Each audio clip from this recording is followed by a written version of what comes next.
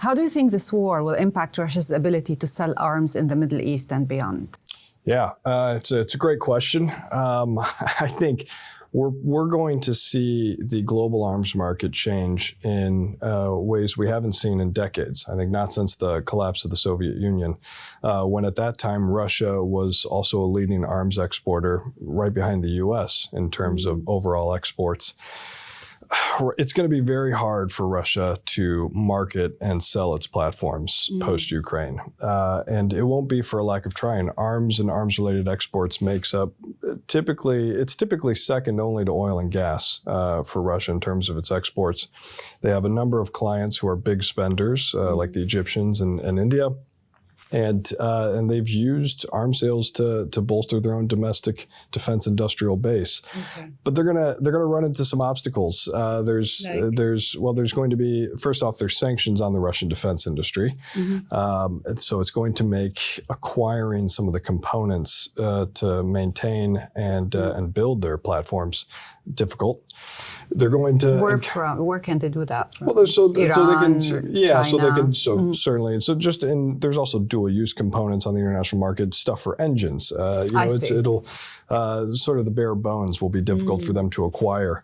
It leads to the other problem, which is they're sustaining losses in Ukraine. Whatever they're building in their own domestic industrial base may end up being prioritized for replenishing their own forces. So they'll have to balance that push and pull between between selling it and using it. Exactly. They'll also encounter secondary sanctions on transactions in and of themselves. So we have CATSA sanctions. We will sanction purchasers of Russian arms or threaten to sanction them to moderate success at times. And then, of course, there's going to be the overall appeal of Russian platforms on the market. Their reputation is probably going to take a hit due to their performance in Ukraine. Though I do think, there's a hearty debate on this. I do think there will always be those on the market who are willing to purchase Russian arms. Yeah.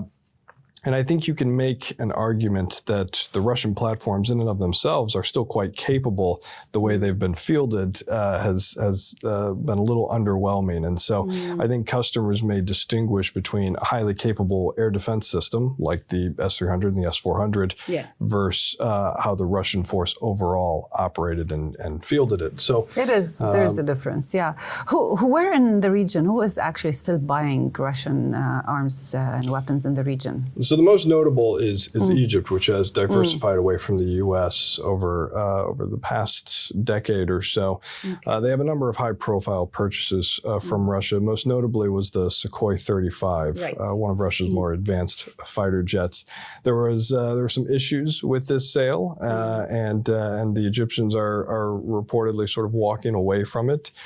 These are the same Sukhoi 35s that many think may now go to Iran in exchange for the drones that Iran has provided Russia, though that hasn't really been confirmed. And like so many things with Russian arms, it's sort of hard to get to the ground truth on it. But certainly there is some appeal, mostly for Russian fighter jets and air defense systems in the region writ large. Okay, interesting.